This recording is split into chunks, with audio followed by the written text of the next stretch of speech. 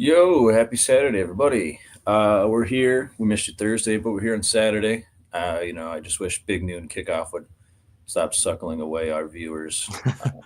But I digress. Jack, how are you today? I'm feeling good. Um, more college football today. Obviously, we got our own plans after recording. Got a big party that we're excited for, but Oh yeah, maybe I'll leave yeah, like a poll in the chat. I'm torn between a couple costume ideas, and I might need some help. yeah. There are you got some options right now. A You're few kind of a little down options. on.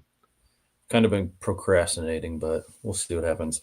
All right, I guess Mr. Thursday, but a couple big news headlines have come out. We have Michael Penix will more than likely not be starting this week. So the return of Kirk Chains, um, which good matchup. So as far as fancy wise, if you got some injuries or buys, Kirk Chains might be a nice little waiver wire pickup there for you. We had Tyreek Hill announce on these whatever podcast show that he was on. I don't remember that he's not sure if he'll return to football next year. And a big one I got as a notification about an hour and a half ago is that the Jaguars are now listening to trade calls for receiver Brian Thomas Jr. I don't know, Jack. What do you have? Any comments on any of those three? Uh, yeah. Well, as you know, Cody, it is flu season, and Brian Thomas Mhm. Jr. does not need to go get his flu shot because he could not even catch a cold if he tried. Uh, Brother has some sort of regiment where he coats his gloves in 100% canola oil before every drive. It hasn't been working for him. He appears to have not given up on it though yet either. Uh, it's not looking it's not looking good for Brian Thomas Jr. Maybe he's part of that gambling ring that just came out the other day. Maybe he's involved in that. Yeah, he's been taking the under on his yards and receptions and Mhm. A everything. lot of people are blaming the new offensive coordinator, but maybe he's got a few hands in his pocket. Uh, yeah, well, his pockets are full of liquid butter. If he's got his hands in his pockets, I don't know if you saw. I drafted Brian Thomas Jr. in both of the each of the two leagues that I'm in this year. I moved him much earlier in the league that I'm not in with you, Mhm. and in our sleeper league that you and I are both in, I managed to shop him for T. Higgins, That was a nice deal you had there. I which liked it. I was getting to the point where I reached out to you about it the other day, Mhm. but I was getting to the point where I was literally ready to just like legitimately just cut him, like just drop him to waivers and try and get anybody else because anyone out there that is a Brian Thomas Jr. owner knows how frustrating it has been. I mean, he had like those 1 or 2 weeks where he scored 11 plus points, and then that 1 week where he scored like 23. But when you take a wide receiver in the end of the first round, I'm gonna say top of probably the first second second round. round, yeah, top of the second round, like it gives you nightmares, man. It keeps you up at night. Yeah, I mean, do we think what does it boil down to? Do we think it is the new offensive coordinator? Because a lot of people are saying if you look at the receivers that this offensive coordinator, um, you know, had previously, you look at JSN last year, you know, a good season, but then you look at Jason now. What's his name? McKellen or something? I forget his name. Mm. Um, but he's best receiver in the league. Or maybe that was 2 years ago, and then he had Roma Dunze last year, and now look at Roma Dunze this year, and then vice versa. Brian Thomas, look at Brian Thomas last year to Brian Thomas this year. So I mean, I three think receivers, 3 straight years who produce better when you're not there. I mean, it's kind of hard to call it coincidence at this point. So, um, I think that has something to do with it. Um, but yeah, I don't know how much. I mean, as far as like dynasty fantasy owners, do you think there's like sound alarm, try and get rid of them, or do you think it's just a down year? he's not, Redraft's different. Redraft, you're probably going to try and get rid of him. you almost have to at He's least hold on does he to him. sell while he's young with value, or wait and see what next year holds? It's hard. If I have him in a dynasty, I probably at least keep him on my bench and just Mhm. see what the hell happens. The weirdest thing though is I think that almost understandably, but strangely, Liam Cohen and that entire Jags front office uh, and staff, I think, are just infatuated with Travis Hunter and just giving him the ball and scheming him Mhm. for every single play. Like, we need to just, any single time we could get this kid to touch the ball, we want him to touch it. We want him to be the playmaker. We want him to be the face of the offense. And Brian Thomas Jr., sort of, even if not intentionally, I think is like almost subconsciously being forced to take a back seat for some of these Mhm. guys where they're just so enamored with Travis Hunter. And I like Travis Hunter, and he's, I Sure. think, performing better than most thought that he would on both sides of the ball. I mean, he's been doing pretty good. I mean, for the limited touches that he's sort of, I say limited, the times that he's been able to make a play, Mhm. big play on the offense. You know what I mean? Haven't seen too much of that yet. Obviously, he had a decent week last week, but I wonder if Brian Thomas Jr. just sits there, you know what I mean, during the practices or during the games, and he kind of just hears all the noise. And Mhm. this is obviously just speculation, but I wonder if you know, he kind of just hears that in the back of his mind, and you know, because he knew that last year he was Weapon X for Sure. Jacksonville. He was that scary guy on the outside where he was being compared to guys, his college teammate from LSU, Malik Neighbors. Like, he had Sure. that type of playmaker ability. And now, you know, I think we've mentioned on the show, it's like the reverse of the Quentin Johnston effect, which maybe we'll talk about Quentin Johnston because he might be going back Sure. down. But Quentin Johnston comes out of TCU, first round pick, nowhere to be found. Bricks for hands, gone. And then this year, he's acting like he's Jerry Rice. Sure. Swap it around. You know what I mean? Brian Thomas Jr. comes out, oh my God, offensive rookie of the year candidate. And now this year, he's lost. He's on milk cartons. Sure. I was down at the convenience store and people were looking for him. Have you seen Brian Thomas Jr.? On the I don't back of know. the Trumo. The True Moo, my guy. Shout out, dude. True Moo, dude. True Moo was there. Yeah, I mean, for him, it's tough because, like you said, he had a great rookie year last year, and then your team took him at second overall, but not just took him at second overall, traded up from 5 to 2, gave up two other, and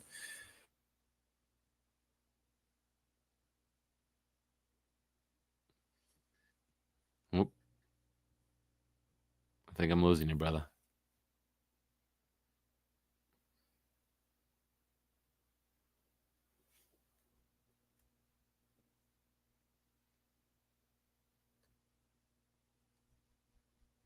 Yep.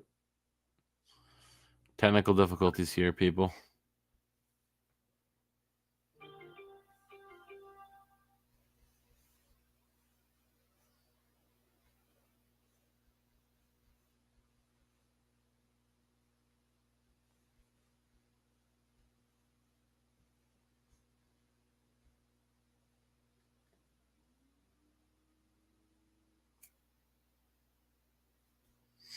Well, we are still live here, people.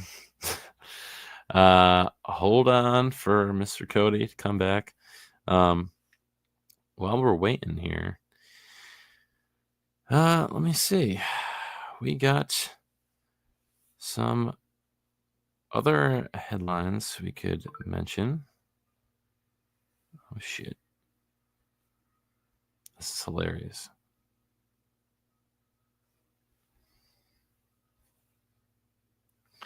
All right. I'm going to hold it down here for Cody for 2 minutes here.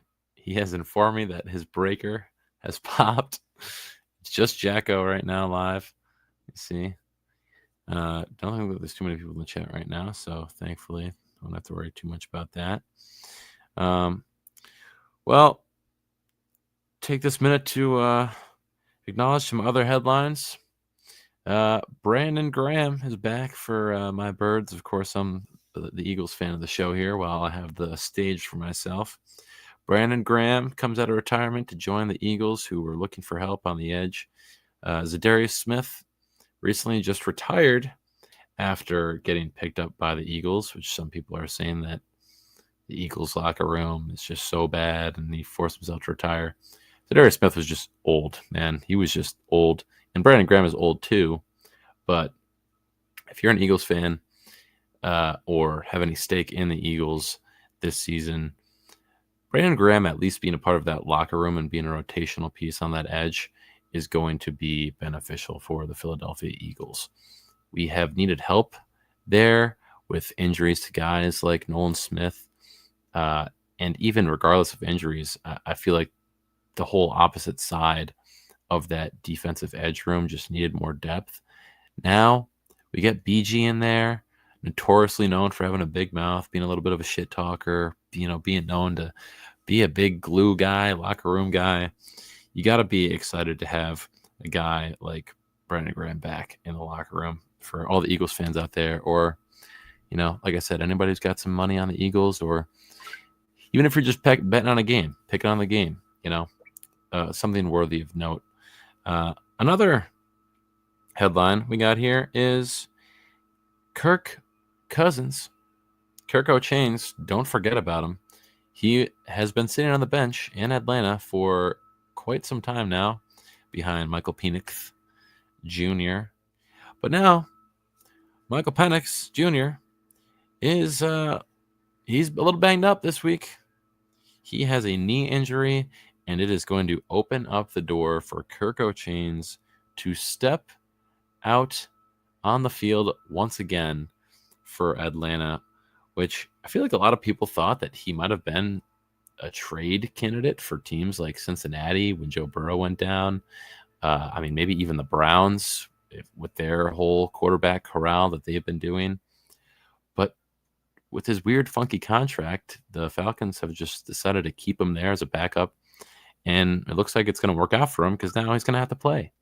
Michael Penix Jr. had some history of injury concerns back in Washington in college, if anyone remembers back those days, back when he went to the Natty. So I think it's probably, smart move by Atlanta to just keep him there. And now he's playing a bad Miami team. I'll tell you right now, I have picked the Falcons to win this week in my own personal pick'ems and, betting adjacent activities. And the fact that Kirko is starting does not change the pick for me at all. I know that Kirk is old and he hasn't played a game in probably over 300 days at this point. But it's Kirk O'Chains, man. Walk in your trap and take over your trap, as he says, quote to quote, 2 Chains. Kirko was that guy, man. I don't think that anyone listening that has any stake in fantasy, probably not going to go pick him up, unless you're in some crazy, crazy deep league and you need a third quarterback or something. Okay, you could roll the dice on him. This is a bad Miami team, like really bad, like crumbling before our eyes type of bad. So, sorry, I'm just in cahoots with Cody here. Shout out Cody if you're watching. He's just splicing some wires together to get the internet back on. But yeah, I'm not gonna be shaken in my pick for the Falcons this week. I believe in Kirk O'Chains, and I think that's gonna be a fun game to watch. Potential for Kirk to add to his resume a little bit before the trade deadline too, and maybe get moved somewhere. You got to be worried, I guess, if you're Atlanta. Maybe you don't move him because what the hell is going to happen with Penix? Is he only going to be out for 1 week? He's going to be out for 2 weeks. But who knows? Maybe more of a reason to pick him up in fantasy in a deep league. Moving on to another headline here as I beat around the bush while Cody tries to find a hamster to run on the wheel and get the internet going back in his house again. Some more Eagles adjacent news and Giants adjacent news. The NFL fined the New York Giants $200,000 for violating concussion protocol with regards to Brian Daboll, Cam Scatterbo, and Jackson Dart. And I remember watching this game and thinking that it was the first time that I ever saw players and a coach run into the blue tent. This is in regards to the Eagles-Giants game 2 weeks ago in Week 6. And Hey, we're back. Started talking about Brian Thomas Jr. being part of this gambling ring, and my internet went out. There's something fishy. Yeah, there's fishy going on. They're trying to quiet me. I won't be silenced, however. Yeah, we're just going. I don't know what you were talking about. I'll let you keep going. No, I was just going through some headlines and stuff. I was, I didn't want to go into too much stuff because then we wanted to talk about some stuff. I brushed up on Kirko starting against Michael Penix, and talked about Brandon Graham coming back as well.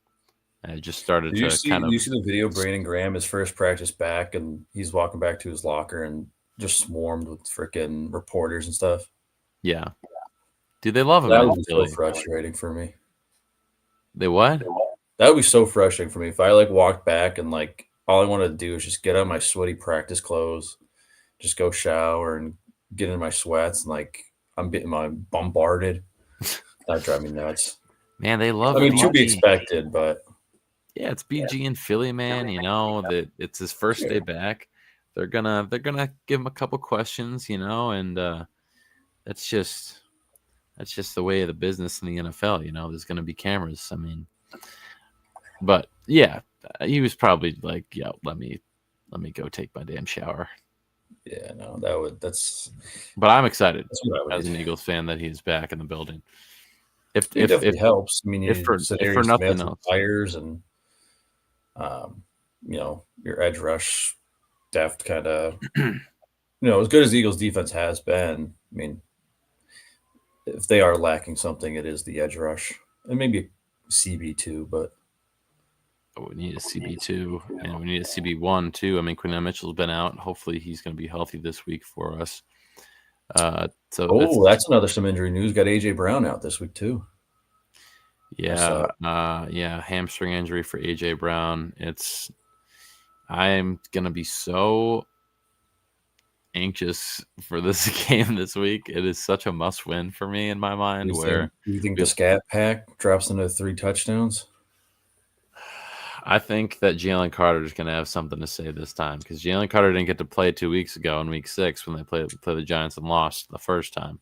Jalen Carter is going to be ready to play this week. All signs are pointing.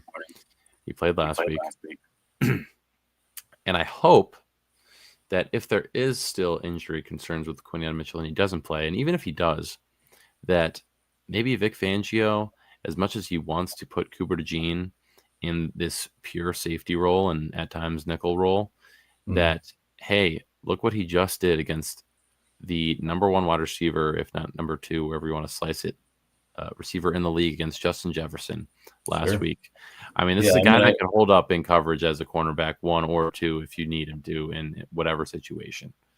Yeah, I watched that game a little bit, but I did see the one play. They threw a fade route or something out over to Jefferson. Jefferson had it in his hands, and DeJean went up, knocked it out, and it was a great play by him. But I agree with you. I think they need to, he plays, his safety hybrid corner role very well, but, got a ton of injuries. And like we said a couple weeks ago, his floor is what Kaylee Ringo's already given you. So why not just give him a shot at corner? When we Please. saw it last year, he was shutting down Jamar Chase, Exactly. Jefferson a couple weeks ago. Like, I think he can keep up. I don't know. Yeah, I 100% agree. I understand that Vic likes his safeties. Javon Holland, when he was working with Miami, he likes like having like a good safety. He likes making sure that safety is a good quality safety. But I mean, God, we got Reed Blankenship, and you got to think that someone could step up. If I you know agree. what I mean, safety is. I feel like not to downgrade the safety position for any safeties out there, but corner's harder than safety, man. It just is. Like, and I'm talking to someone who doesn't. Oh, there we go. Oh, oh, oh. Where's that my internet going now? What's going on here? We're back. Oh, they're trying to silence me talking about that gambling.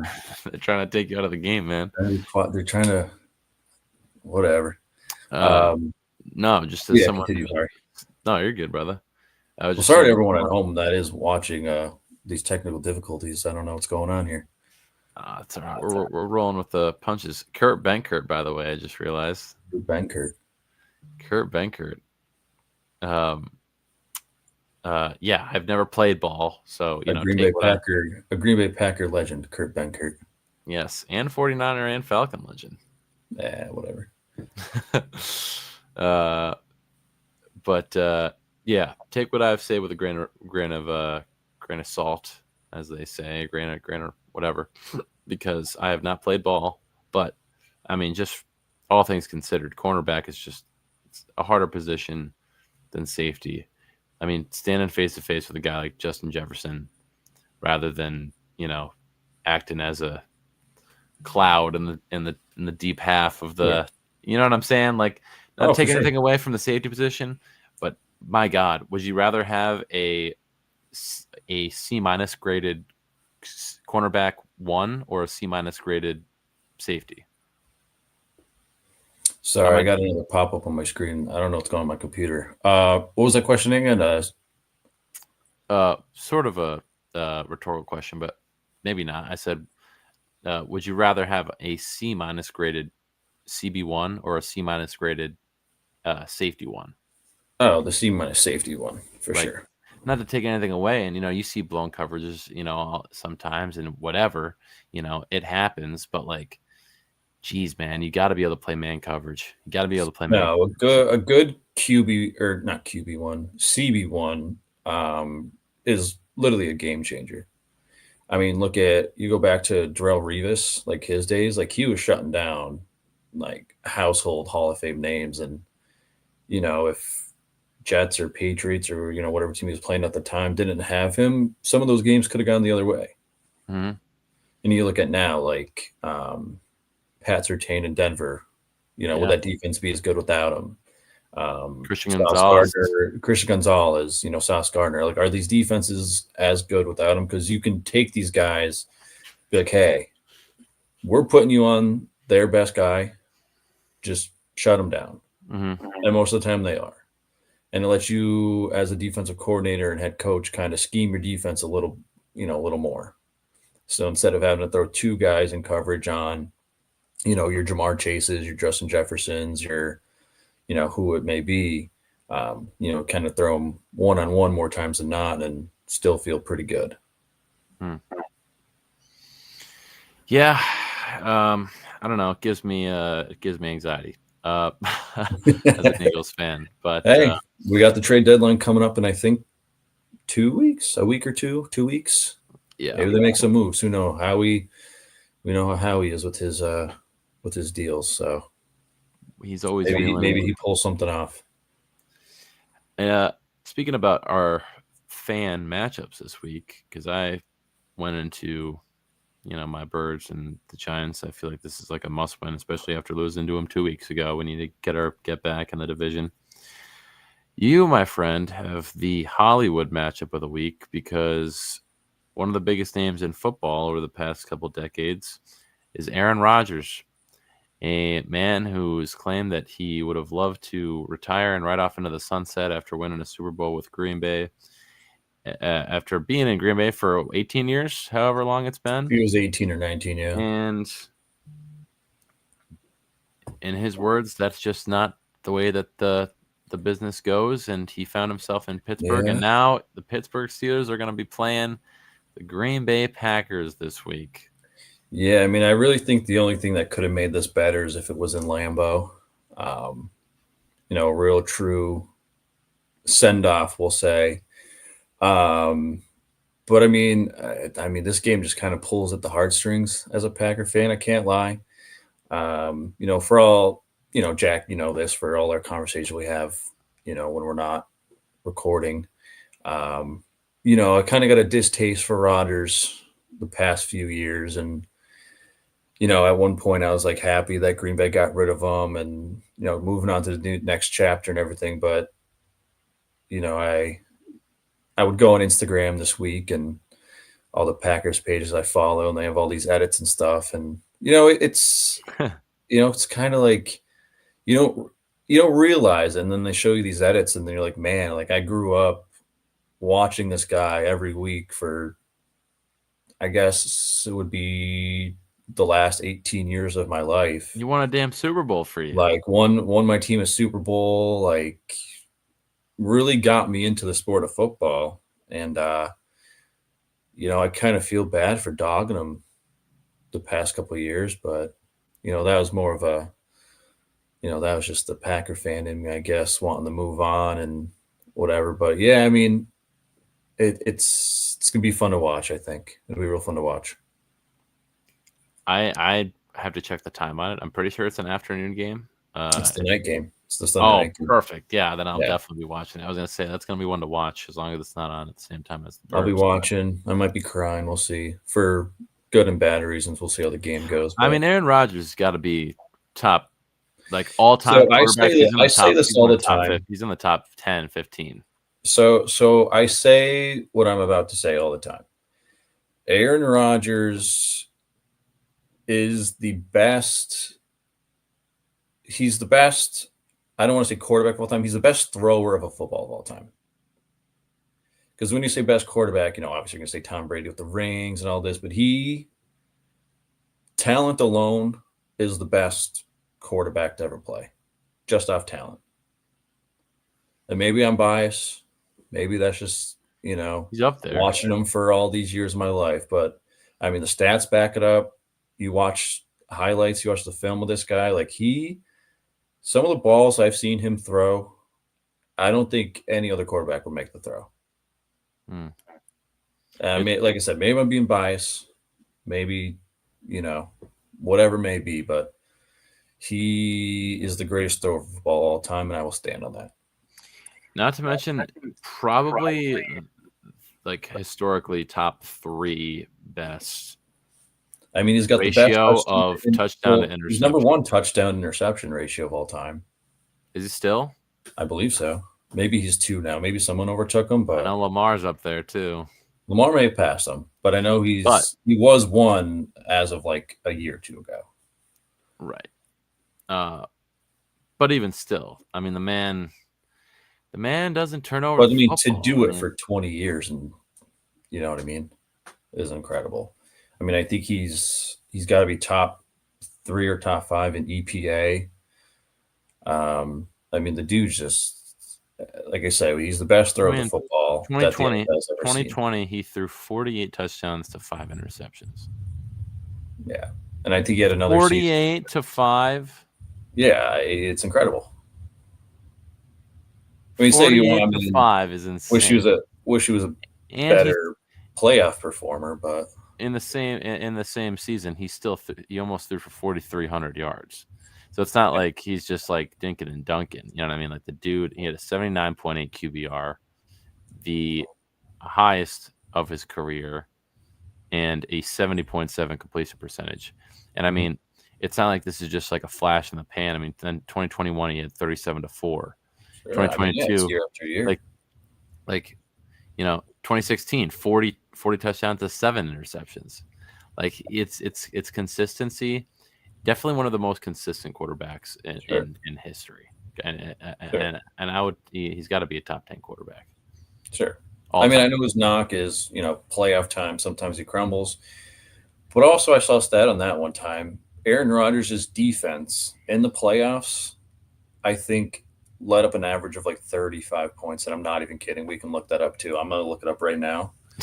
So it's like, it's hard to knock a guy for being a bad playoff, performer when your defense is allowing 35 a game. Yeah, your defense bleeds you dry. It's tough. You see it sometimes. Look at Joe Burrow. You know what I mean? Some of these quarterbacks get shrouded under the hood of a bad defense, and it's hard to see their light shining. But Aaron Rodgers, I think, just So the yeah, years here and it is. stats It's don't lie. when his time in Green Bay, his defense in the playoffs gave up 33 and a half points a game. Yeah, it's tough. It's tough. Whereas their offense, Probably averaged about 30, 31, 32. the offensive averaged 28.2 points per game. Yeah, about 30. So Tough. only so much you could do. Yeah. You're averaging more than 4 touchdowns a game, but your defense is averaging 5 touchdowns a game. Yeah, He did no wrong. it's He tough. did no wrong. And for some people that get mad about his attitude and everything, it's like, hey, look at those stats, and after 18 It's the years, same like at to some put it- point you're gonna get a little fed up of like, hey, damn, can I please get like to put you know, into like recent like context, like today's context. It's imagine Aaron Rodgers every time you played a playoff game playing with like the Bengals defense of today, or Miami's defense this year, or the Ravens defense this year. I mean, that's what he was bringing into the playoffs every year. Yeah. But still had great stats. Yeah, I mean, football's a team game. Obviously, game. the quarterback's going to get the blame for most of it, but Yeah. when you look at 33 and a half points a game that your defense is letting up, you're not going to win most of those games. So, Absolutely not. But still an all-time great for Aaron Rodgers, and definitely going to be a game to watch on Sunday. And America will be watching that game. And I'd be curious to know. I think a lot of the money leans towards Green Bay. I think Green Bay is favored. I could look that when we do our when we do our picks, we could talk about it. But that's going to be a game. It's going to be a game that we may have talked about, because that Pittsburgh Steelers team, they've had their downs, but they've had their ups too. And they're a solid squad this year. I very totally solid agree. squad this year. Defense lapses at times, as we saw against the Bengals last week, but overall solid squad they got there. Yeah, they got a good squad. I've made my point well known. I'm sounding like a broken record talking about the Steelers on this show, but I don't. I mean, do we jump right into pick'ems? I feel like are we missing something, or are we forgetting anything? I don't think so. Plus, normally I realize when we do our pick'ems, we kind of jogs our memories. We'll go on tangents. Yeah, true. We could always do that. So let me real quick. I want to check last week. Sometimes we get questions too, but we got a dry day today, man. Yeah, it's been relatively quiet today. That's all right. It's Vegas trying to shut us down. Yeah, they're shutting my power down. Did the power in your house go off? Did your power in your whole house go off? No, just one of the breakers popped. So I had to check and go check. That back down. Check. Got to run a little audible there. Yeah. All right, let me just get in the DraftKings here. NFL. Rain 18. All right. Well, we missed the Thursday game, but what are you going to do? All right. So we'll start. Oh, no morning games. All right. So we're done with the international games, it appears. Nice. Well, I think there's first one game like DraftKings has listed as the Buffalo Bills. Is there one in 2 weeks? All right. Well, there's none this week. We got the Buffalo Bills going to Carolina Panthers. Bryce Young is out. Andy Dalton's getting the start. Our guy Andy Dalton, fans of the show know. So here, topic we can bring up that we talked about last week. So Buffalo Bills haven't beat a team over 500 this year. All of their wins came against teams with a combined, well, it might be different now, but at the time we spoke about it, one win. They pay the Panthers, who are 4-3 on the road. Do the Bills go into Carolina and say, hey, we're not phonies? Or do they keep proving the point that they are? What do we think, Jack? Spread, they got Bills at 7.5. It's That is 7 a right now. diabolical spread. So what do you think? Diabolical. I am embarrassed that Vegas would even put that type of spread on the goddamn Carolina Panthers. It's insulting, honestly. It has me frustrated. It's insulting. I know Andy Dalton's playing, but I've gone over my betting hiatus that I'm on this year, but if I was betting this year, I would put at least $50 on the Carolina Panthers plus 7.5. cover. Okay. I could So see we this wanna- game coming into at most a 2 field goal, likely a 1 field goal game. Like maybe the Bills get a little rattled. They had this weird year. They're like, oh my God, what the hell? Rico Dowdle's rushing down our throat. Are we going to be able to stop it? Okay, let's lock in. Let's go kick a field goal at the end of the game to win. And then they win by 3. And need I remind you, Mr. Cody Puzza, this Carolina Panthers team is undefeated at home this season. They love playing at home. Absolutely. They dog walked the Atlanta Falcons at home 30-6 What are or we whatever saying? the Are final we score picking the was. Panthers? Are we picking the Bills to lose 3 in a row? I'll tell you this. I'm going to let you make the pick, but I would tell you that if we were doing the spread, and I don't know if we've ever done the spread on our pick'ems, but I would hammer it 7.5. Hammer it. Right? This Hammer would it be like 3 losses in a row for the Bills, right? Because they were on a bye last week. it feels Am I like they correct in should. saying that? This is a must. Yeah, I they don't were on want a to say bye last week. it's almost a must win for the Bills. It is. But it's almost a must win for the Panthers, too. The Panthers have a better record than the Bills.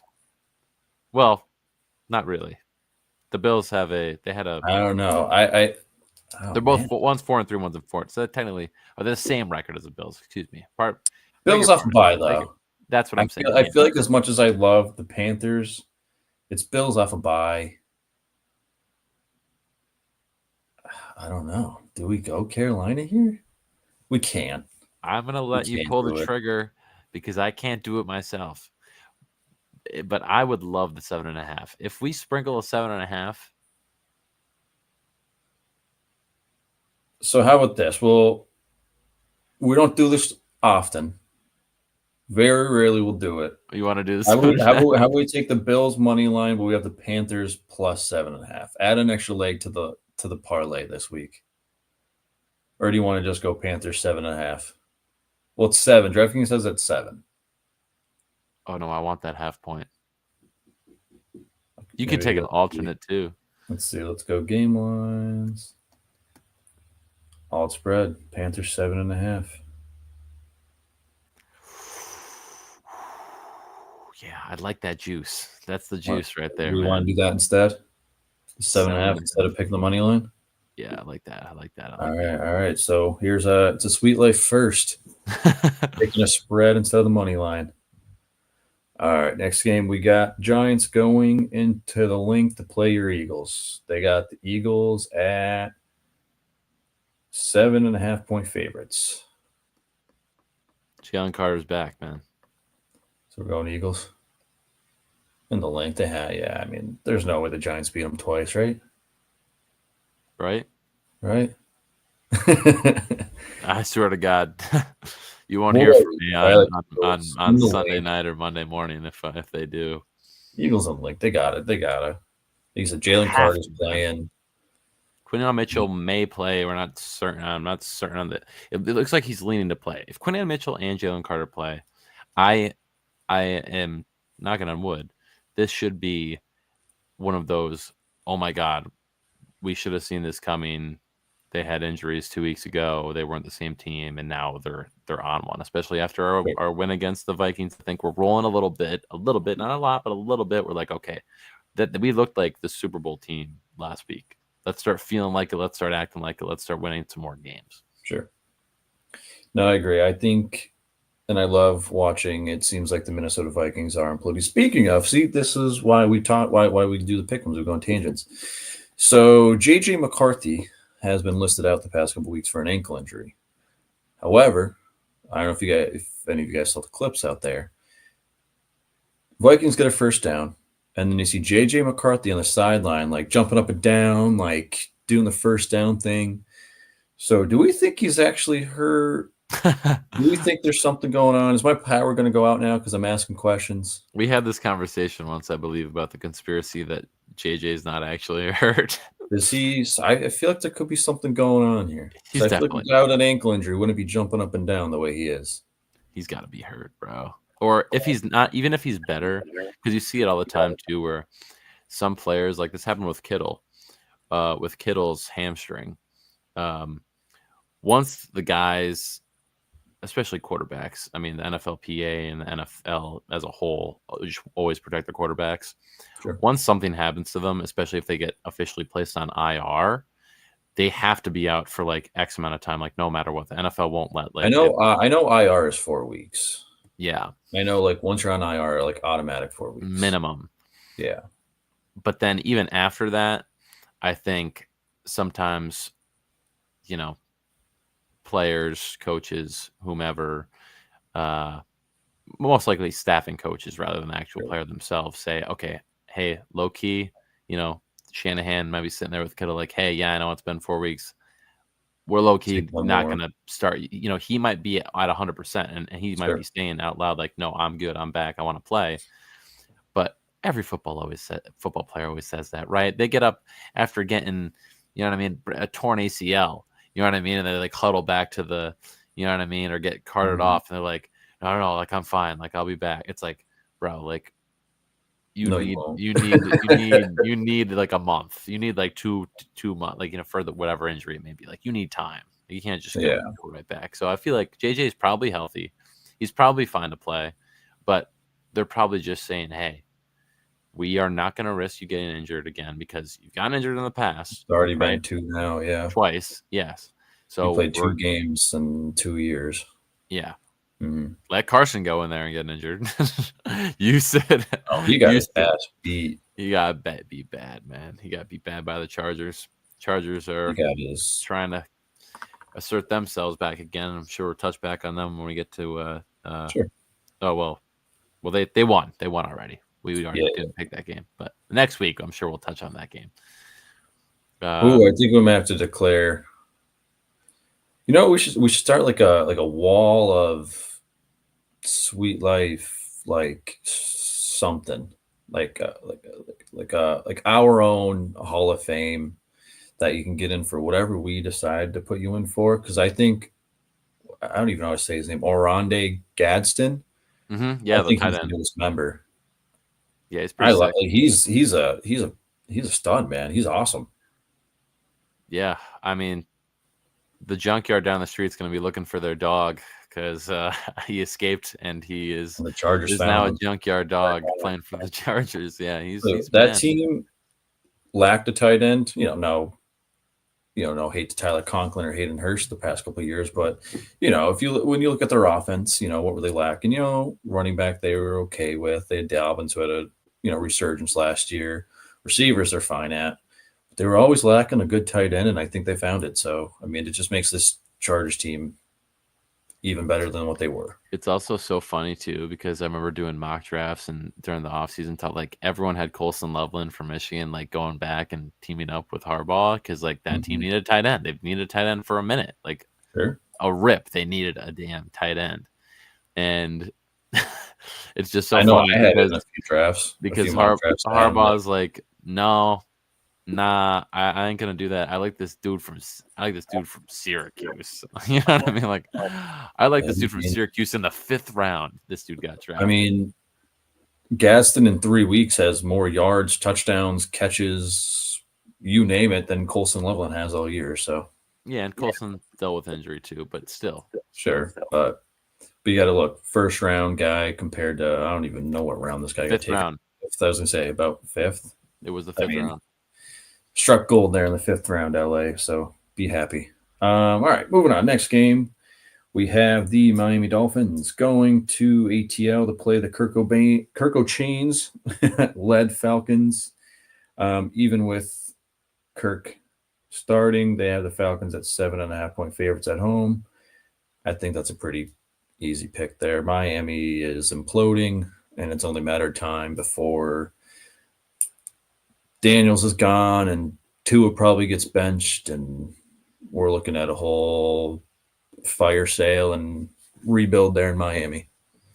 Walk in your trap and take over your trap. Yeah. As Kirk Yeah, goes. I mean, nothing down in Miami looks good right now. Yeah, I'm riding with the Dirty Birds. Yeah, I'm gonna go Dirty Birds. I think what this could do is. Is it racist that their nickname is the Dirty Birds? Well, I never thought of it. Maybe I don't know. No, I guess maybe. I mean, Falcon, a dirty bird. I don't know. Seems like a little bit. I don't know. Maybe. Seems like a bit of a gray area. I'll have to ask. We'll have to ask around. We'll ask. What do you guys think? Is Dirty Birds racist? I don't know, man. So, as you guys know, we have to play the hypothetical game here. So, Hippos. I feel like I already answered in my head, and I kind of know. So, say Kirk comes out and balls out, and throws for 250, 3 tuds. Just has a great game. And maybe same thing with the Vikings are doing. Hey, Mike, if you're not healthy, we'll get Kirk another start. And then Kirk next week comes out, balls out. Do we? I mean, probably not because he's older.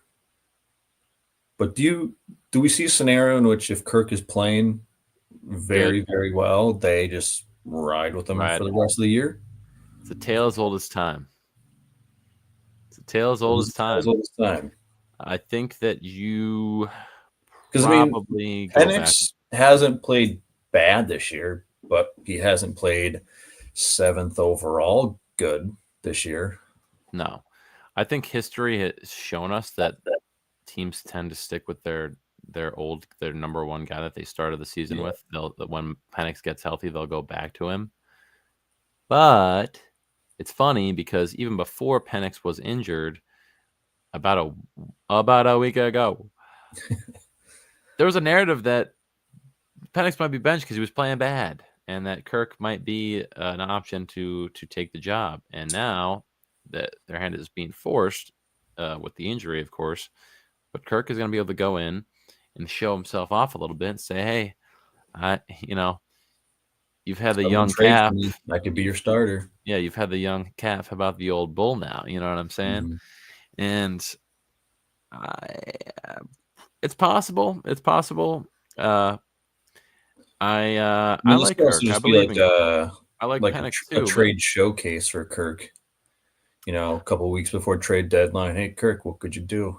Yeah, I mentioned that during the. I mentioned that during the internet. QB needy teams, right? And like, hey, Atlanta will take him for a 5th rounder. I mentioned that during the internet outage, but I feel like with the injury concerns of Penix, you probably don't keep him. You probably say like, hey, might as well just hold on to him. I don't even. What is Penix's injury? I don't even remember what it was. It's a knee injury. Knee. Okay.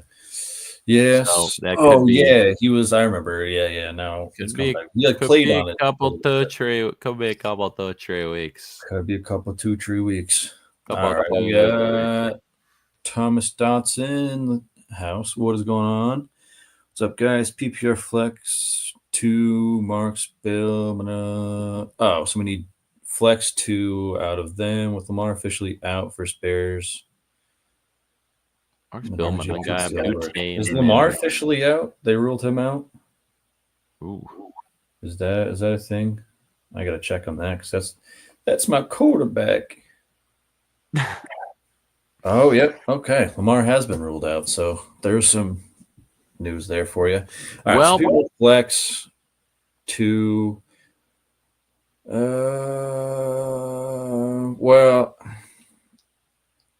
Manan guy name could get work. But DeAndre Swift also had his 2 best games of the year these past 2 weeks. So as well as Manan G played last week, Swift played just as well. So I don't necessarily see him really eating that much into Swift's work. I know Swift is questionable. If Swift's out, then you fire Mananji for sure. Manan guy. Marks. Marks against the Niners. Bills playing the Chiefs. I don't really like that. I would probably go. I'd probably go Marks, and if you got a flex to maybe Boutte. I was gonna say. I think I like Boutte. Because Marks, Mims against Dallas, but I don't know. Mims isn't really getting as much, targets as you would like to feel confident starting, but it is a good matchup. Yeah, I think I'll double up with Jack and say Marks and Booty. I do however, if understand. Swift is ruled out, probably go Menangi over Marks at that point. Bill, I don't like the matchup.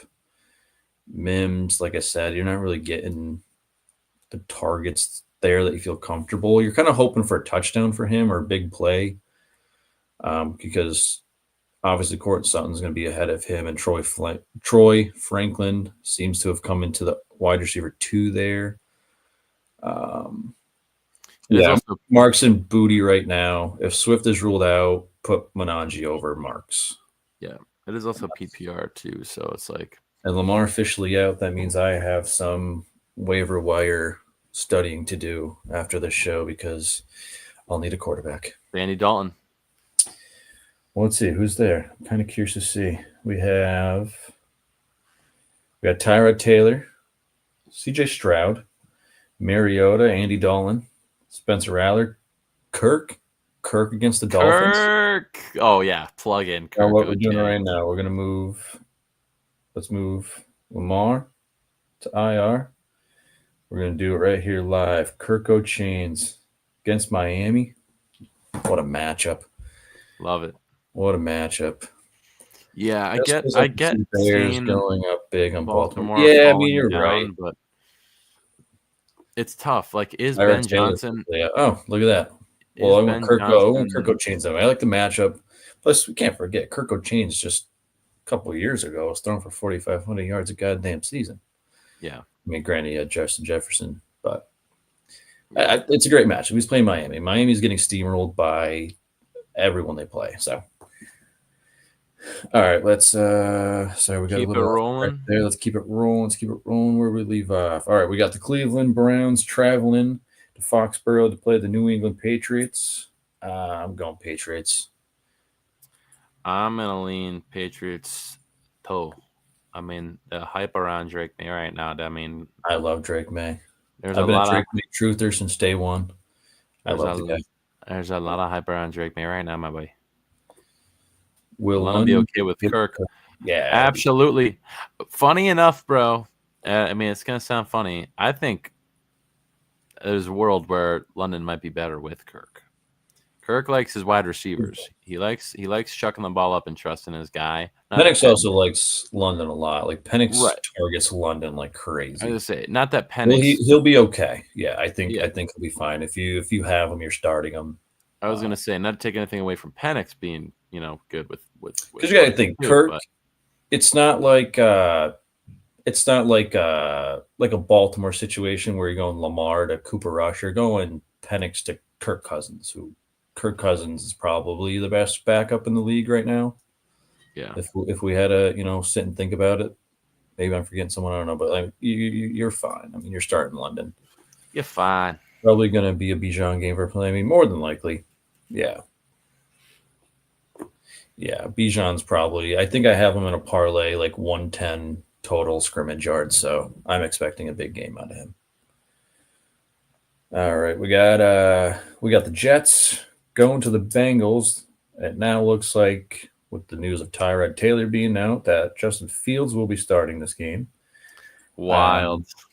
So we went from Justin Fields getting benched to now having to play because of injury. It's a wild turnaround there. Unless they keep Justin Fields benched and I go to QB3, which would be insane.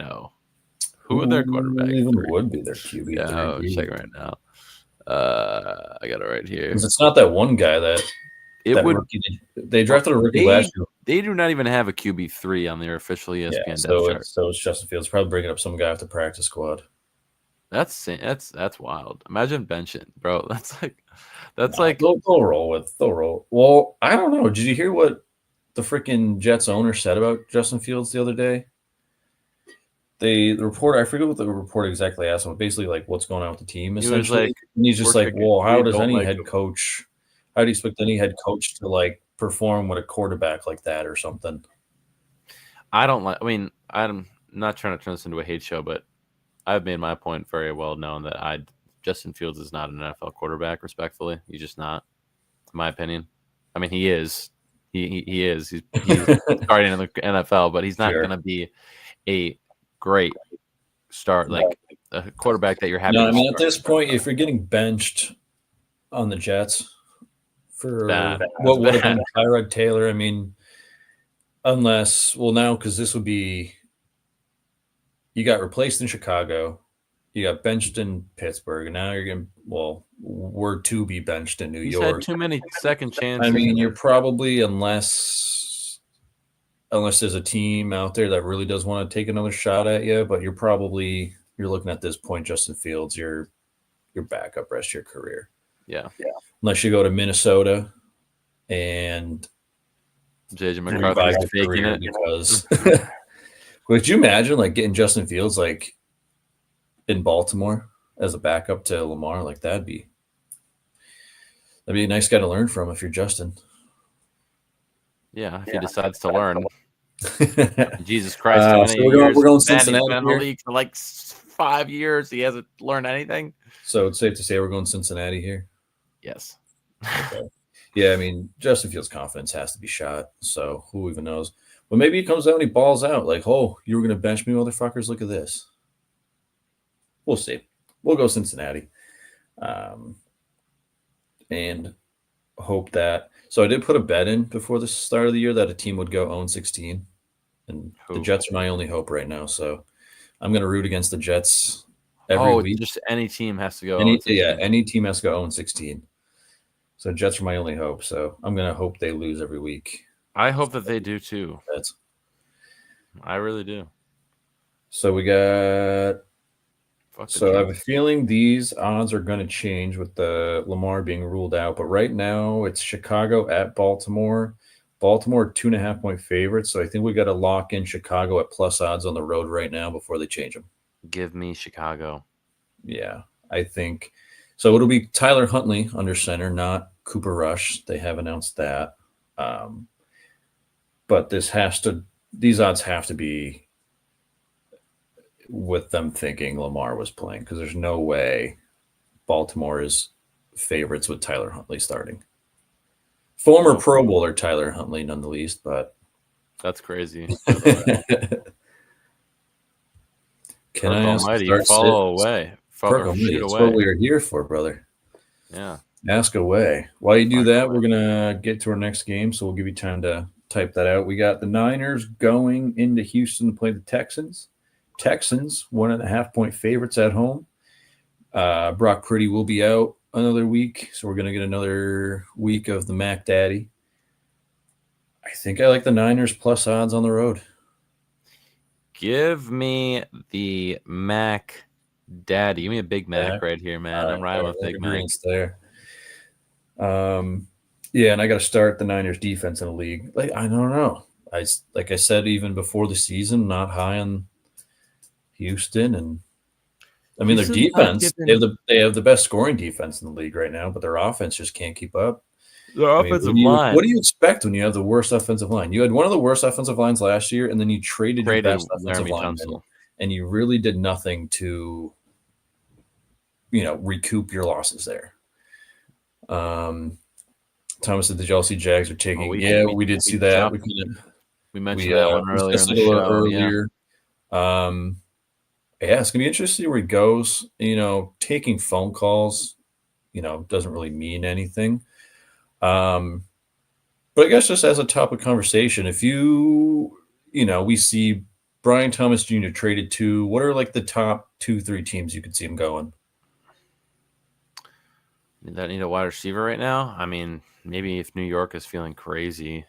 I mean, I can see Giants. I think Pittsburgh. I can see Pittsburgh calling him up, getting a nice wide receiver too. I don't know. Do you think Do you think Tampa with all their injuries at receiver? Do we think? Yeah, and they're in do we win now think the mode for Jets? sure. I mean, the Yeah. Jets probably won't because why? Jets why make that Jets trade? got to sell out now. Yeah, Um, probably the New Giants. England. New England's been looking for a receiver. Maybe New England makes the call. Patriots would be huge. Yeah. I mean, those are probably three good odds: Giants, Pittsburgh, and Patriots. Potential. I'm trying to think.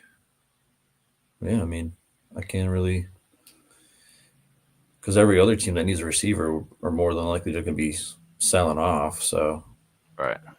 I mean, San Francisco. The thing is, they're just hurt at receiver. Like if they just got healthy, they'd be fine. But they're never healthy.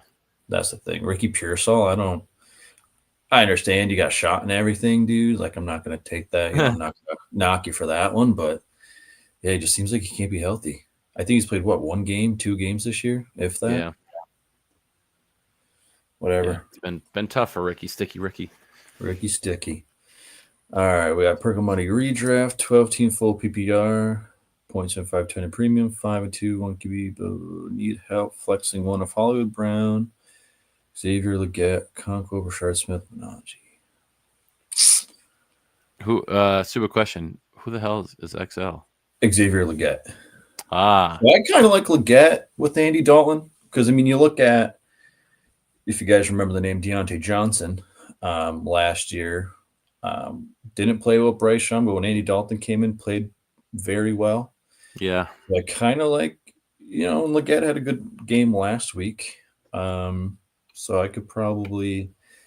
I would feel more comfortable starting him over Brown. I think I'd feel more comfortable starting him over Okonkwo. I'd go XL Rashard or Smith's I like Rashard. Yeah, it's tough because you just don't know how much work he's going to get ultimately. I know they keep saying they want to get him more work. It is PPR, and he did have 4 or 5 catches last week. Yeah, I mean, I think, but then same caveat as before. If Swift doesn't play, you're probably going to go Menangi over all of them. Menangi. Menangi. It's Menangi. Menangi. You're like, I don't care. It's a bear. Whatever. Yeah, whatever. Yeah, I mean, I think with the caveat, if Swift doesn't play, start Menangi. If Swift plays, I think I go Legette. Smith as number 2. Yeah. I lean. I don't know. Xavier or Rashad. Yeah. I think if Swift plays, you're going Legette or Smith. If Swift doesn't play, go Menangi. Whatever. Fuck. All right. And then Chicago Bears. John last night, but the more the better. Yeah, I agree. I wonder what they said. I know Kendall's a Bears guy, so he probably told you go Menangi. He's the guy. But if I had to pick, I'm going Legette or Smith. I just like Xavier Legette with Andy Dalton. That's the thing. Yeah, I mean, and against a Bills team that, I mean, they're probably might have to throw. Well, I mean, the Bills have a horrible rushing defense, so the Carolina Panthers should benefit from being able to run the ball. But when you run the ball, it opens up the pass game. Oh, that's true. Okonkwo with the 0.75 tight end premium. I kind of forgot to take that into consideration. Yeah, then maybe do go Okonkwo. I read that and then kind of forgot as I was giving my answer. Okonkwo probably is a good play there. Yeah, maybe I would go Okonkwo then with the tight end premium because you got to think you're getting almost a whole nother point each catch. Yeah, but who gives a shit about a tight end premium when Xavier Legette's going to score 45 points? Who gives a shit about it? I don't know. With the tight end premium, Okonkwo is probably a nice play. Clip that. Yeah, clip that. It's definitely not going to be 45 points, but Legette could have a good game, man. He could be prime time. He had Okonkwo respectfully, like, is Okonkwo still on the Titans? Yes, like, Okonkwo's on the damn. You know what I mean? Like he's not like ass, but like Gunnar Helm's getting a little more work as the season's rolling on too. Ridley, I think he's still questionable. Don't know if he plays or not, but mean, the tightening premium does help. I also think that your boy with them cutting, I mean, that's a huge thing, but they cut Tyler Lockett. Yeah. I think Alec is going up. Baby. Alec is going up, man. I try to tell you, go get him. I scooped him in our league. I know, you fucker. He was my practice squad guy. I would keep bringing him up. I know. I probably picked up and dropped him 20 times. 5 or 6 times. Yeah. All right. We all got our guys. All right, we got to move on with the picks. We got more comments. We're going to get a couple more picks in here, then we'll go back to those real quick. We got the Tampa Bay Buccaneers going to the Saints. For some reason, Bucs are only a 4.5-point favorite, which is crazy to me. Baker Mayfield's playing like an MVP right now. And I think it's just the Saints injuries are clearly in rebuild mode. Yeah. However, I did see something today that if every game that ended in one score, like if the results flipped, the Saints would be like 4-2 right now, or 5-2, which is crazy. Yeah. And the Eagles would be 1-7 or 1-6. I saw, which was also interesting. Yeah, would be ass. But also, there was another one that like surprised me. It was like the Giants probably too. I don't think it was the Giants. Colts. No, well, Colts have been walking some teams. I forget what it was. I'd have to see if I can find it. I should have sent it to you. All right. We got the highest over-under of the week. We have the Cowboys going into Denver to play the Broncos. What did we pick? We were picking the Bucs, right? We went Bucs over. Tez Johnson. We're talking about guys going up the depth chart and wide receiver rooms. Tez Johnson, I want him so bad, dude. I picked him up in a couple leagues for sure. Yeah, I want him so bad. Touchdown 2 straight weeks. Yeah. I mean, he talk about another. We were talking about Gadsden being a nice little find light in the later rounds, but Tez Johnson's turned into one of those 2 7th-round guy. Yeah, absolutely. Really well. All right, Cowboys at Broncos. Like I said, highest over-under of the week. I don't know. Broncos have been performing very well against NFC East teams. So I'll leave it at that, including the Eagles and the New York Giants, who are not to be slept on. I mean, the Broncos just scored 33 points in the fourth quarter with under 6 minutes left. Yeah, absurd.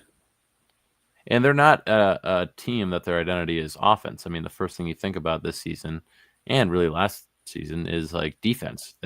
Sean Payton likes that's that defense. Patrick Surtain is like the first person I feel like I think about when I think about the Denver Broncos. And it's funny because the Cowboys are the exact opposite this year. This is going to be a classic defense versus offense matchup. Mm-hmm. It feels like it should be time for the Cowboys to get right. They're 3-3-1. I feel like they're better than that record, as much as it pains me to say that as an Eagles fan. But Denver's just they're on something right now. Sean Payton's he's smoking something in that locker room. I don't know what he's doing. He's juicing up his players, man. Bo Nix is sort of growing into his own a little bit. I'm leaning Denver, but if you want to go Dallas, I have no gripes here. I'm fine going Denver. I like Denver at home. They're a good home team. I'm good with that. I can't argue that one. I also think I don't think that there's some crazy stat about how many years it's been since the Broncos have been how long they've been beating or losing to the Cowboys. I think that they've been on a long winning streak. I think I'm just going to use the old adage of defense wins championships for this game specifically, and I'm just going to pick the team with the better defense. Because I think Denver's offense could keep up with Dallas's offense, but I don't think Dallas's defense could keep up with Denver's defense. Right. Yeah. Okay. Lean Denver. All right. Let's see. Thomas says, my Seahawks, Jason and BTJ. Yeah, that'd be kind of crazy. That'd be a nice little duo there. Seahawks don't even need another guy with JSN, bro. He's man, Jason's a dog. I mean, don't sleep on Torrey Horton. Don't sleep on him now. Big Torrey Horton guys over here. Love Torrey Horton. And, you Colorado State. You still got a nice insurance Cooper Cup there. Yeah. I mean, I don't think there's a team out there that wouldn't benefit from having BTJ. Well, BTJ may also and BTJ also might just be a problem dropping footballs. But could be. We don't know. It's his stuff because we had his first year. We played very well. Like, how many teams Second really year, are not like doing well. excited for Brian Thomas? Like, how many? Like, I think there's a bunch of obviously- teams out there that would be fine taking a shot. Like the Patriots, I think they'd be fine. Yeah. You know what I mean? Like a young team who is Well, like, competitive, but he's maybe not not. worth like a first round pick or anything. Oh, I wouldn't give him a first round pick for him. Right. That's what I'm saying. Like, But I Lawrence would wants maybe, to pay- you know, Lawrence if I'm gonna pay what he was paid for. sure, if I'm New England and I'm sitting on a third round pick, like take it, give me BTJ. You know, Yeah. because I mean, you got to think if you're New England going into the draft, you know, this year's coming draft. I mean, you're going to target receiver first couple of rounds. I would have to imagine, right? Unless you go get a big name signing in the offseason, but I would have to imagine receivers going to be, you know, something you look at. I mean, I know you got Diggs for, I think you signed him, what, 3 years or 2 years, 3 years. So you have him coming back. And I think Booty's, you know, he's really, you know, coming into his own there. But I mean, I think you're going to look for, you know, big play guy, you know? Yeah. All right. We got Perkamind, even though Highland like the Bill training for BJ. Oh, Bills are nice. Yeah, Bills are another name. You know, Bills did say they were going to look to add some receivers, you know, at the deadline. So, yeah, that'd be a nice little. I think that'd be a nice fit there. That would make sense. They Ridley's out, Lock is cut. need a Yeah, I'm defense on our guy. baby. Well, Yeah, so that's even more going back. I mean, to your question, I think with Ridley out, Lockett gone, you know, Conquo is probably your start to kind of circle back there. But Alec, man, Alec to the moon. If this offense could just figure it out, and Cam Ward could just cut down and relax in the pocket there a little bit, Alec's going to be the man. The man. Stanford wide receiver coming to wreck the league. Speaking of, we have the Tennessee Titans going into Indianapolis to play the Colts, which looks like it is going to be the widest spread this week, and it is. They have the Colts 14.5. I think it's pretty safe to say that that's probably. It's a divisional game. Colts are probably the pick. But yeah, it's Colts. Did you see the Colts have the most efficient offense this century since the year 2000? I mean, they could do no wrong, my man. The Colts this year, since the year 2000, have the most efficient offense. They run the ball well. They pass the ball well. Every single one of their wide receivers, except for Adonai Mitchell, can catch the ball. I saw that, and now it's just like, that's after all the Rodgers years, all the Brady years, all the Breeze years, all the Roethlisberger, Manning, the Daniel Jones 2025 led Indianapolis Colts have the most efficient offense. Yeah, Daniel Jones is coming to break records like dead ass. That is absurd. Dead ass. It's crazy. Like Indiana Jones. Like, you ever see the memes where it's like you killed the man, but not the idea? It's like it's Andrew Luck. Or Andrew Luck. Or Peyton. Yeah, whoever. Both of them combined into the perfect bean. Yeah. It's Colts by a million. Yeah, it's going to be Colts pretty confidently, I would say. And here we go. Last but not least, Sunday night. Oh, no, never mind. We got Monday night. Sunday and Monday. 2 games. games. Probably most talked about, most anticipated, most game with the biggest headlines surrounding it. We have Green Bay going to Pittsburgh. The first time Green Bay will play Aaron Rodgers since he left. Green Bay is a 3-point favorite on the road. And Jack, I think I'm just going to let you take this one because I don't want to pick. I don't even think I want to say that about this Green game. Bay is minus 3.5. Minus 3. Wow. You don't see it often where the road dog that has the same amount of wins as the home dog is favored to win. Packers are 4-1-1 with that tie against the Cowgirls earlier in the season. Pittsburgh's 4-2, and they're playing at home. This is definitely going to be a heavy game. I feel like Aaron's going to be feeling it the most, right? It's not. Aaron's going to be a little juiced up. This isn't going to be something where like Jordan Love is like, he's probably going to be thinking like, I want to play and prove that I was the right guy, but he's not going to be feeling it as much as Aaron, who is also he's been known as one for like the dramatics and the storylines and the purpose and intent behind all the words and the talk that he has with the media of you did not need to leave me. I was not the issue. And I think that, as we mentioned earlier, Packers fans even know that wasn't the main source of the problem. Yes, was Aaron getting old? At some point, do you need to kind of move on? Yes. But there was different problems with that Packers team outside of the signal caller under center. And we talked about it earlier with the defense. Yeah. And funny enough, your words of, I believe, last week, unless I'm confusing this with a conversation with somebody else, but there's been a lot of heat around the floor this season. And that was me. Might have been someone else, but yeah, definitely me. There's been a lot of smoke around. Has this guy been given a little bit too much leeway with the leash? I think he's getting he benefits from his surroundings. And who was his best surrounding? Mr. A-Rod. I mean, he's had a long team around him ever since he came into Green Bay. So I mentioned it earlier. I've mentioned it probably last week and probably the week before and the week before that. There's something about the Steelers team I like. I don't think that Aaron Rodgers is going to have to throw for a shitload of yards and a shitload of touchdowns. You had him in a bet last week or 2 weeks ago. And he up against Joe Flacco and the Bengals that last week, and he looked good. He looked pretty damn good. He had one turnover, which won me some money. But yeah, balled out for like 4 touchdowns. Aside from the single interception, I mean, the dude was slinging the rock and like making good throws, not just little like, you know what I mean, like little check downs to DK. He runs for 80 yards, like throwing ropes in the field. Oh yeah, like I said, greatest throw of the football of all time. We haven't picked many upsets this week, and I think one of the upsets, if there's an upset to be had, it's got to be Pittsburgh being at home, right?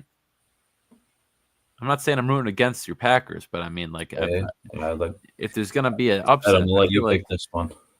I feel like I gotta pick Pittsburgh, and if I'm wrong, we'll lock it in. Then you can. I always say I hope you're wrong, but that's fine. That's fine. I don't even want to think about it right now. I don't even want to say anything. I don't want to jinx it. I could see this game going into overtime. Oh God, I don't know if I can do another overtime game. Tie? Can you imagine another tie? Has that ever happened? Multiple ties in the same year for a team? That would be wild. That would be wild. I don't know if I do have to say anything about this game. If I had to give my 2 cents, yeah, I don't know. I think Rodgers may not have to throw. No team has ever tied twice. No, okay. Like you said, Rodgers may not have to throw a whole ton this game. I think he definitely could. Our secondary the past couple weeks looks very bad. However, I think if our pass rush, which really came alive last week, could, play just as well and get to Rodgers, I think that would benefit us.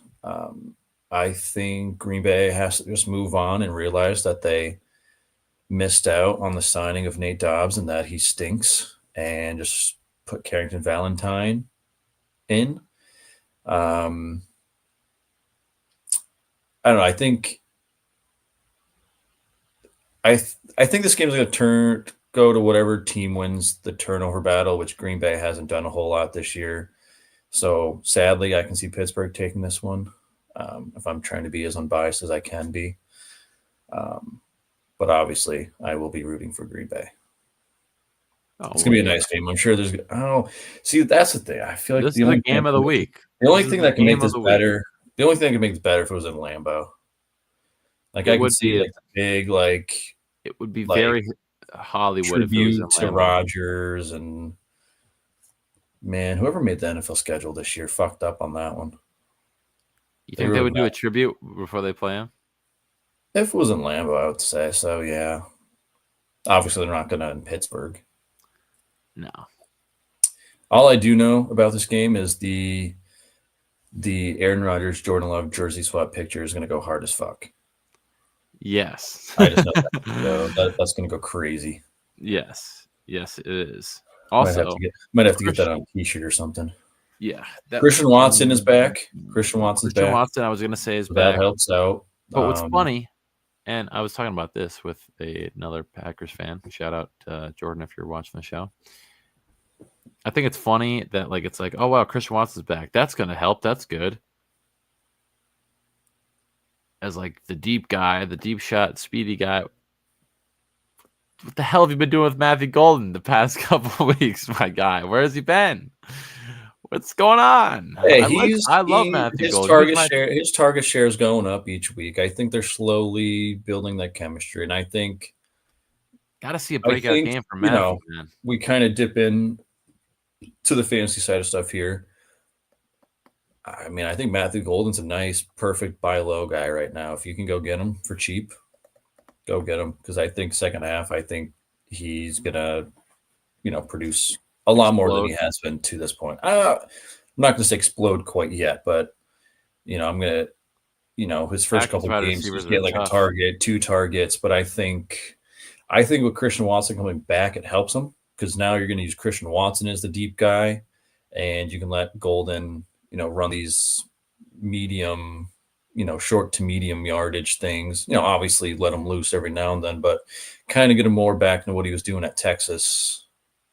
Kind of deal. Yeah, I love Matthew Golden coming out of Texas. He was my pick for offensive rookie of the year, I believe, when we did our predictions at the beginning of the season. So I'm rooting for him. I don't know what the hell. It's just funny that the wide receiver carousel in Green Bay is just an enigma. It's just funny. No, they're 5 deep at this point. But yeah, if you can't read, and you got Tucker Kraft, they got 6.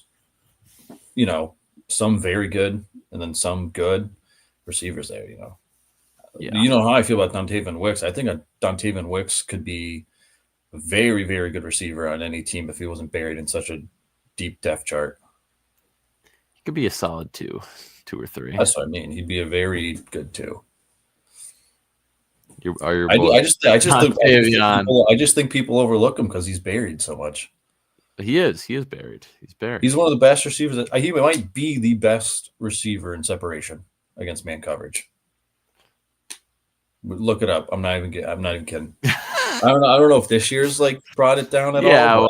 He probably hasn't. But prior to this season, he was, or maybe it was just accounting for last year or something. But he was one of, if not the best receiver against separation.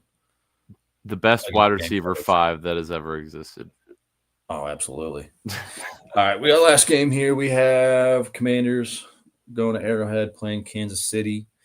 Kansas City 11.5-point favorites. Marcus Mariota is getting the start here. I don't know if I said it on the show last week or if I was just having a conversation, but I think the Chiefs are back. I hate to say it, but the Chiefs are back. Rashee Rice is back, man. And I think that's one of the biggest things Chiefs were missing all year was the true receiver 1. Big separator. You had what seemed like a bunch of receiver 2s and 3s for the first 6 games, but Rashee Rice gives you that true receiver 1, which I think that offense was lacking. But I don't know. I mean, granted, they played the Raiders, but they had as many first downs as the Raiders ran plays.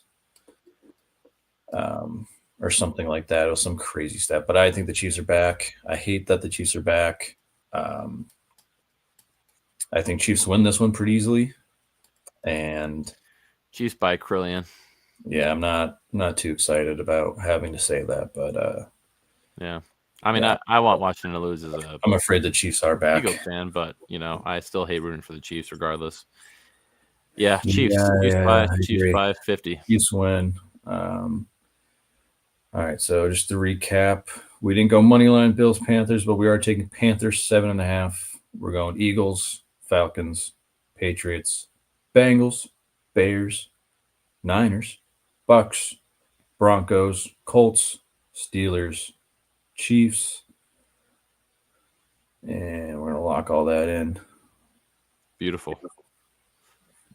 What you got? Before that, obviously, we got to check if there's any, promo. Or what do they call it? The Got a profit little boost. boost. See if we get any profit boosts. Looks like nope. Looks like I already looks like I may have already claimed mine. The gambler shakes. The gambler shakes. All right. Well, dollar's only paying out 125.68 this week. It's a lot of chalk this week. Let's be real. So there's a lot of chalk picks this week. It's very much a chalk. Like a lot of favorites seem like they should just win. Like there's a lot of good opponents playing bad opponents where there's not going to be a lot of plus. We got it locked in. Yeah. If you guys are curious, I think I'm going to start roping you guys into watching more of the shows. If you guys are curious about the Jimmies this week, let's run through those quick. I'll post them on the Instagram, but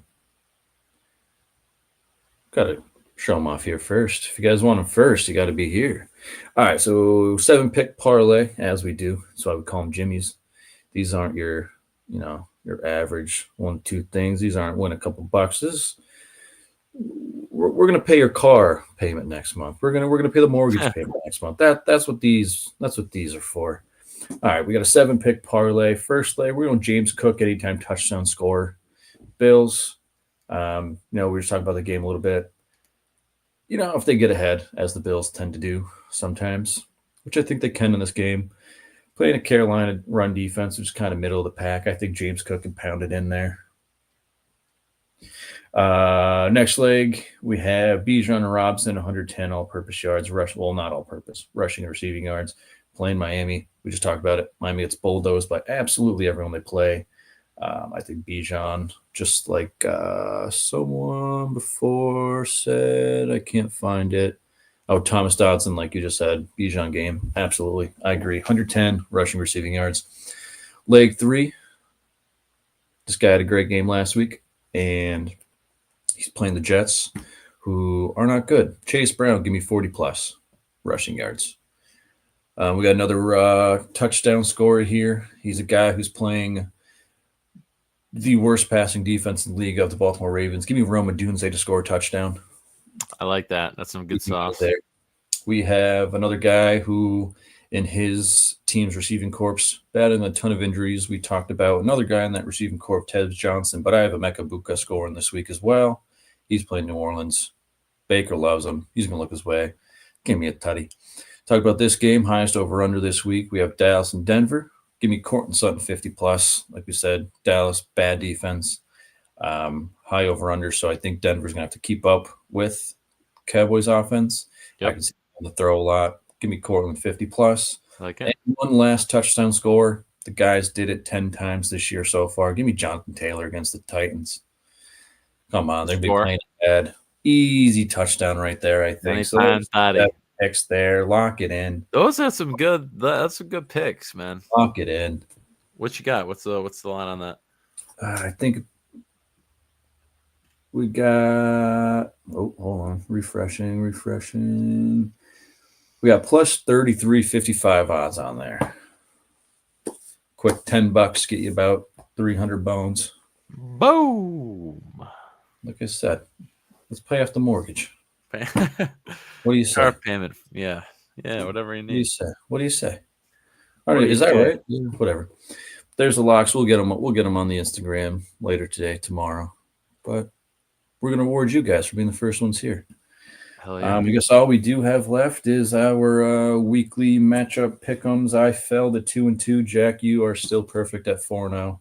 Let's go. I gave you a win last week, and I foolishly picked the Falcons to win, in which they did not. Falcons are a tough team to pick this season. I just felt confident about them last week, and now I know to just not. I think I picked first last week. I think you did as well. So, Jack, to recap, you've picked the Eagles, the Bills, the Raiders, Cowboys. I picked the Bears, Buccaneers, Packers, Falcons.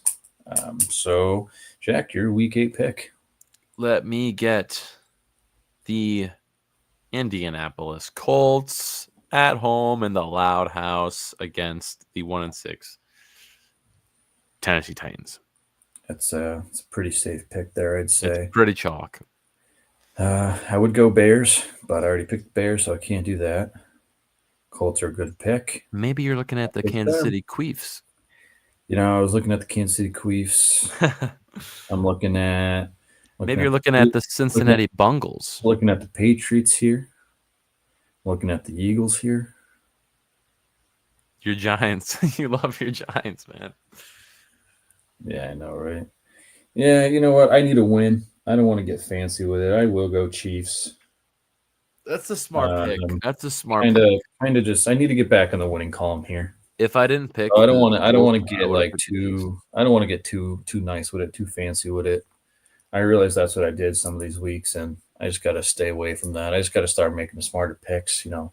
It's on me, team. My bad. All right, so that's all I got. Jack, you got anything else you want to leave these? I'm good, man. I got to do some homework after this. So yeah, I gotta go find myself a wig. You gotta buy a wig.